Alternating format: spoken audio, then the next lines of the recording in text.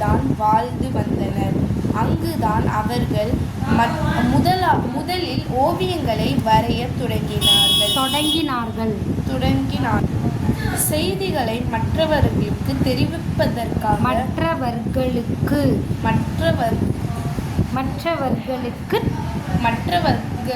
தெரிவிப்பதற்காக எங்களை வரைந்தனர்.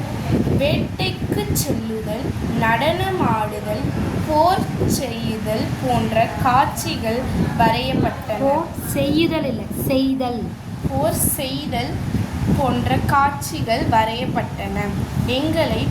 நாங்கள் பெரும்பாலும் கோட்டோவியமாக இருப்போம். மண் மற்றும் கல் துகள்களைக் கொண்டு எங்களுக்கு வண்ணம் தீட்டினார்.